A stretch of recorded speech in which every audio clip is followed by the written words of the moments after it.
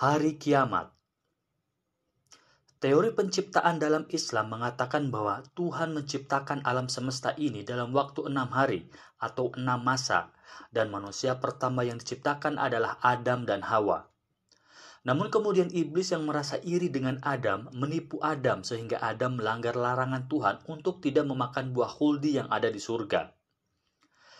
Adam dan Hawa kemudian dihukum untuk turun ke bumi dan menjadi leluhur bagi umat manusia. Umat Islam juga mempercayai bahwa kelak akan datang hari kiamat, di mana terjadi peristiwa kehancuran alam semesta dan kematian seluruh makhluk. Kepercayaan ini juga ada dalam banyak agama lainnya.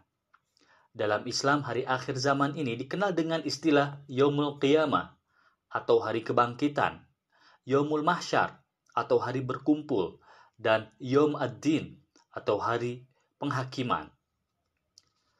Tidak ada manusia yang mengetahui kapan peristiwa ini terjadi selain Allah.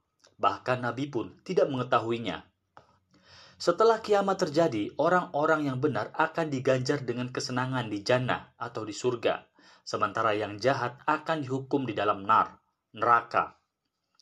Para ulama membagi kiamat menjadi dua bagian, yaitu 1. Kiamat sugro atau kiamat kecil, yaitu matinya setiap manusia dan terjadinya bencana-bencana alam.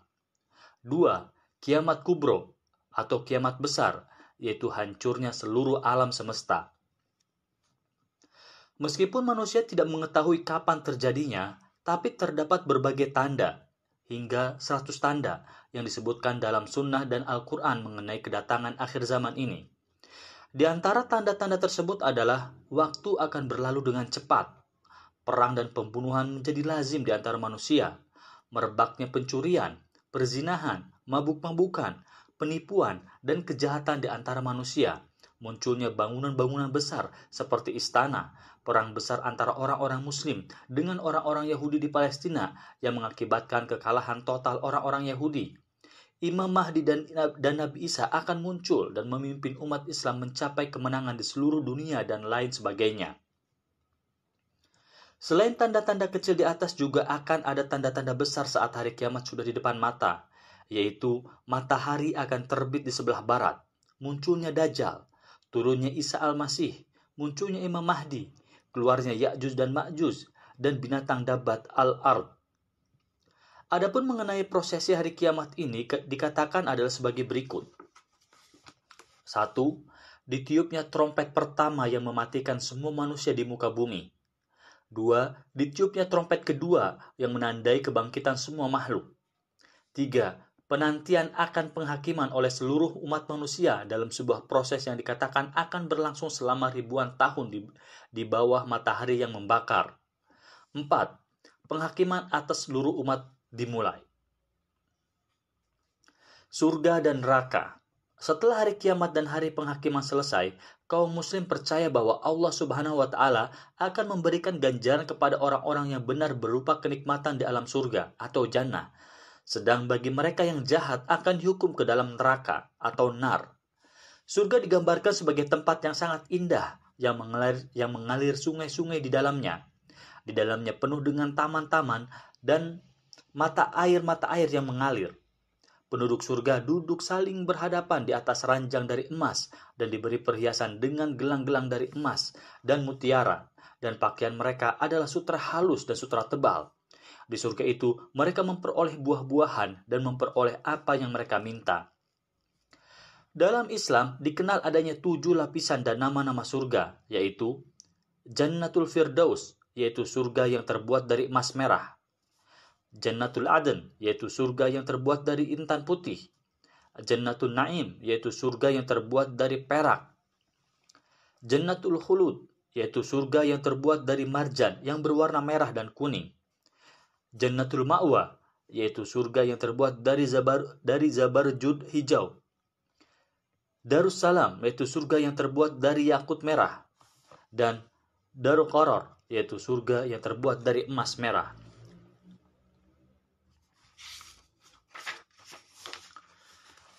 Sebagaimana surga, terdapat juga 7 nama, pintu dan tingkatan dalam neraka. Dikatakan bahwa pintu gerbang neraka dijaga oleh malaikat Malik yang memiliki 19 malaikat penyiksa di dalam neraka, yaitu yang bernama Zabaniyah. Neraka ditahan oleh 70.000 tali, dan setiap talinya dipegang oleh 70.000 malaikat. Neraka digambarkan sebagai tempat hukuman yang pedih bagi orang-orang yang berdosa, yang berisi api yang menyala-nyala. Pakaian penghuni neraka terbuat dari api, dan mereka diberi belenggu dan rantai di leher mereka, atau dibelit dengan rantai yang panjangnya 7 hasta. Mereka dicambuk dengan cambuk yang terbuat dari besi, dan kepalanya disiram dengan timah panas atau air yang mendidih. Adapun nama dari ketujuh pintu atau tingkatan neraka tersebut adalah 1. Neraka Hawiyah, dijelaskan dalam Quran surah Al-Qari'ah. 2. Neraka Jahim, dijelaskan dalam surah Asy-Syu'ara. 3. Neraka Saqar, dijelaskan dalam surah Al-Mudassir. 4. Neraka Laza, dijelaskan dalam surah Al-Ma'arij. 5. Neraka Huthamah, dijelaskan dalam surah Al-Humazah. 6. Neraka Sa'ir, dijelaskan dalam surah Al-Ahzab. 7. Neraka Jahannam atau Wa'il, dijelaskan dalam surah At-Tur. Malaikat dan iblis. Dalam agama Islam diyakini bahwa selain menciptakan manusia, binatang, dan tumbuhan, Allah Subhanahu wa Ta'ala juga menciptakan makhluk gaib yang tidak tampak oleh mata manusia. Di antara makhluk-makhluk gaib tersebut adalah malaikat dan iblis.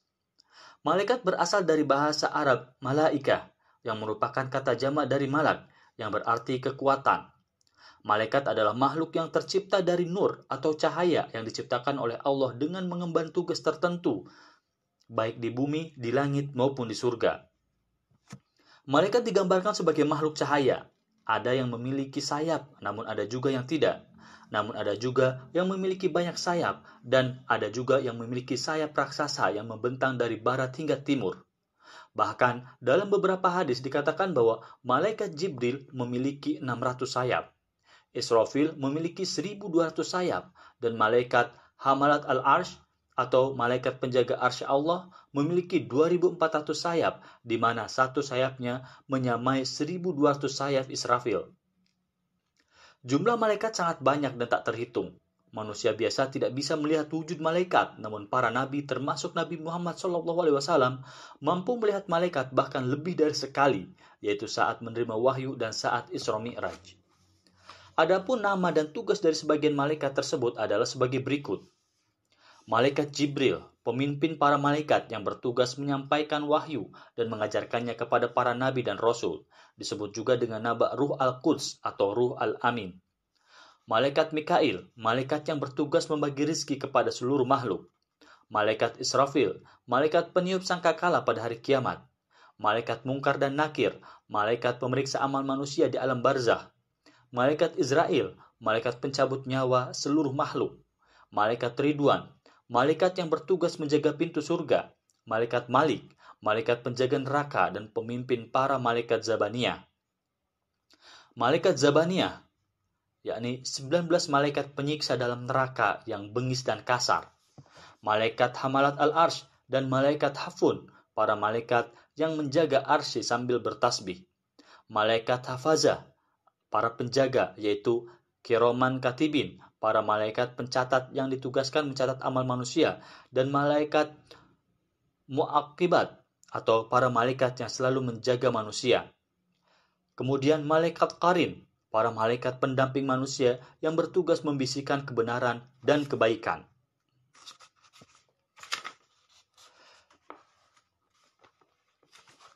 Malaikat Arham, malaikat yang diperintahkan untuk meniupkan ruh, menetapkan rezeki, kematian, amal, dan nasib manusia pada usia 4 bulan kehamilan.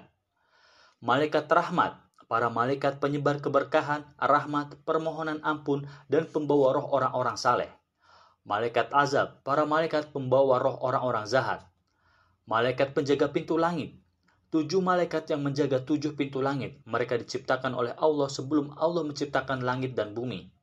Malaikat pemberi salam kepada para ahli surga. Para malaikat yang memberikan salam kepada para penghuni surga. Malaikat pengatur urusan dunia. Para malaikat yang mengatur urusan manusia di dunia. Selain itu, masih ada banyak tak terhitung lagi malaikat yang lain seperti malaikat Harut Marut, Dardail, Jundala, As-Sijili, Az-Zihil, Ad-Damu, Ad-Dam'u, An-Nukmah, Ahlul Adli, Ar-Rad, malaikat Bait al-Malak Nur, malaikat Ma'mum, malaikat Lailatul Qadar, malaikat pengiring, malaikat penyeru, malaikat pendoa, malaikat penentram hati, malaikat penjaga pegunungan, malaikat pengatur awan dan hujan, dan lain sebagainya. Selain malaikat, kaum muslim juga percaya bahwa Allah Subhanahu wa taala juga telah menciptakan makhluk yang bernama iblis. Iblis berasal dari kata Arab balasa yang artinya menyesal, sehingga bisa dikatakan bahwa iblis adalah makhluk yang mengakibatkan penyesalan dalam diri, hati, dan jiwa manusia. Dikatakan bahwa iblis adalah makhluk yang diciptakan dari nar atau api. Iblis adalah nenek moyang dari bangsa jin yang sebenarnya bernama Azazil, yang membangkang kepada Allah saat ia diperintahkan untuk sujud kepada Nabi Adam alaihissalam. Karena dendam, dia kemudian berjanji untuk menyesatkan anak cucu Adam, dan dia diberi umur hingga akhir zaman. Dikatakan bahwa iblis juga yang telah menggoda Adam sehingga Adam terusir dari surga. Iblis juga akan selalu menggoda manusia di bumi untuk melakukan kejahatan.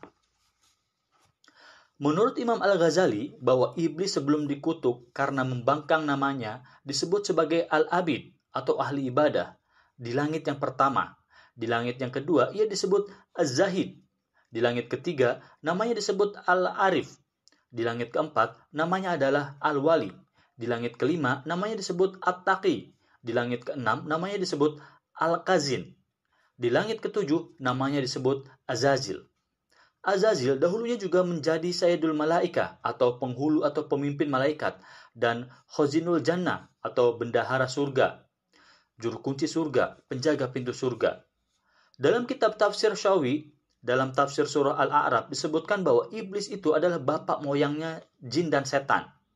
Dalam kitab Shalawatul Kabul Akhbar karya Syekh Taftazani bin Basyumi disebutkan bahwa Allah Subhanahu wa taala telah memerintahkan dan memberi mandat yang agung kepada Azazil untuk 1. Menjadi penjaga surga selama 40.000 tahun. 2. Bergabung dengan barisan para malaikat selama 80.000 tahun. 3. Menjadi penasihat malaikat selama 20.000 tahun. 4. Menjadi pemimpin malaikat Karobiyun dalam waktu 30.000 tahun. 5. Melakukan tawaf mengelilingi Arasy bersama para malaikat dalam waktu 14.000 tahun. Jadi secara keseluruhan Azazil telah beribadah dan melakukan semua perintah Allah selama 185.000 tahun lebih sebelum dia dikutuk dan menjadi iblis menggoda umat manusia. Jin dan setan. Selain malaikat dan iblis, umat Islam juga percaya bahwa Allah Subhanahu wa taala juga menciptakan makhluk lain yang tidak tampak dalam pandangan manusia, yaitu golongan jin dan setan. Jin berasal dari bahasa Arab janna atau ijtinan yang artinya tersembunyi atau tak terlihat. Sebagaimana iblis, jin juga diciptakan dari unsur api. Manusia tidak mampu melihat jin, namun bangsa jin mampu melihat manusia. Jin juga bisa berubah bentuk dan menjelma menjadi besar ataupun kecil. Sebagian jin memiliki tanduk, ekor, dan dapat terbang. Jin juga bisa beranak pinak dan berkembang biak.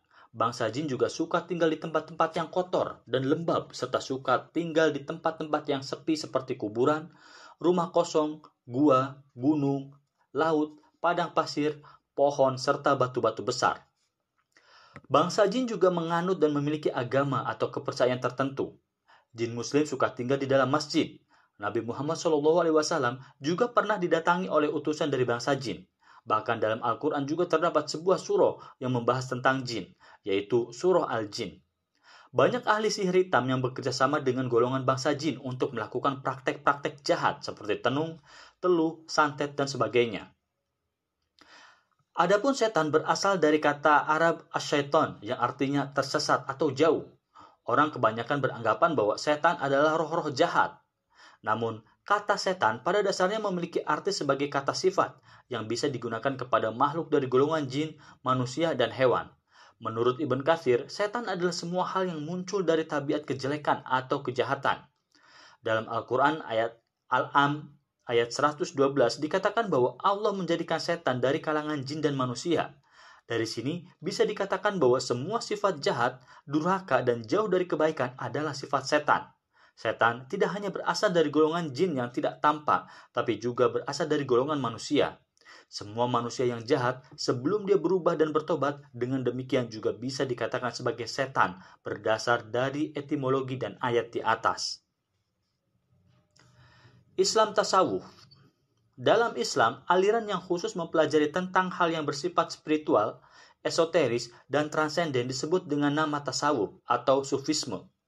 Tasawuf atau sufisme adalah ilmu untuk mengenal hakikat kehidupan, mengenal Tuhan, menyucikan jiwa, menjernihkan akhlak atau budi pekerti, membangun karakter lahir dan batin, serta untuk memperoleh kebahagiaan yang abadi.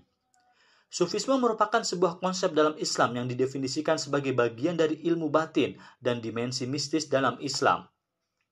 Menurut sebagian ahli, sejarah tasawuf lahir sebagai respon dan kekecewaan ulama atas pertikaian antar umat Islam yang terjadi sejak zaman Khalifah Utsman bin Affan dan Ali bin Abi Thalib yang terus berlangsung hingga masa khalifah-khalifah sesudahnya karena urusan politik, sehingga menyebabkan banyak perpecahan serta timbulnya aliran-aliran dalam Islam seperti Syiah, Khawarij, dan Murji'ah. Mereka kemudian melakukan gerakan uzlah, yaitu menarik diri dari hingar-bingar masalah duniawi yang seringkali menjerumuskan dan memusatkan diri hanya pada masalah-masalah ibadah dan spiritual. Dari sinilah muncul berbagai pengalaman rohani, karomah, atau kekuatan spiritual dan daya-daya kejiwaan atau pencerahan batin yang kemudian menjadi bagian dari ajaran para sufi. Pemikiran sufi adalah salah satu bentuk dari spiritualisme Islam yang dibawa oleh Nabi Muhammad SAW dan para nabi lainnya. Dan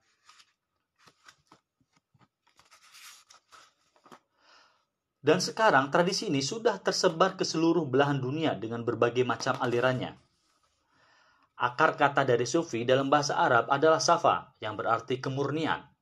Hal ini menunjukkan penekanan ajaran sufisme pada kemurnian hati dan jiwa dan bukan kepada aspek yang bersifat politis maupun ekonomis.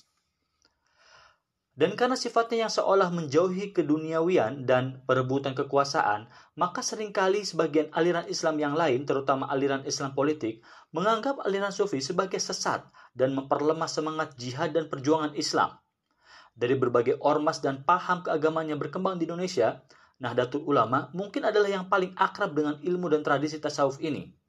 Kaum sufi sangat memahami ilmu tauhid atau keesaan, serta persaudaraan dan ketunggalan seluruh makhluk sehingga tidak mudah menghakimi orang lain sebagai kafir. Sedangkan kaum yang anti-sufi biasanya sangat mudah menghakimi orang lain yang berada di luar kelompoknya sebagai kafir atau setidaknya sesat meskipun masih seagama dengannya. Disebut juga sebagai kaum takfiri. Abdul Wahab Al-Sya'rani dari mazhab Maliki mendefinisikan sufisme sebagai berikut. Jalan para sufi dibangun dari Al-Quran dan As-Sunnah serta didasarkan pada cara hidup serta moral para nabi dan mereka yang tersucikan. Tidak bisa disalahkan.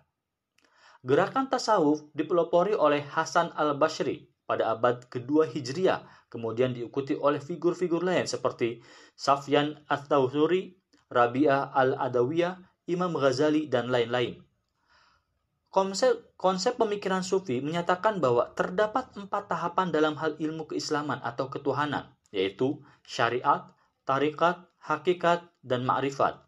Syariat adalah praktek dan pengetahuan keagamaan yang bersifat luaran atau simbolis. Sedangkan tarikat adalah jalan atau metode dalam tasawuf untuk menemukan kebenaran. Hakikat adalah pengertian batin tentang makna agama, manusia, alam semesta, Tuhan, dan kehidupan. Sedangkan ma'rifat adalah pengetahuan suci dan tersembunyi tentang kebenaran sejati itu sendiri yang adalah makna dan tujuan akhir dari kehidupan.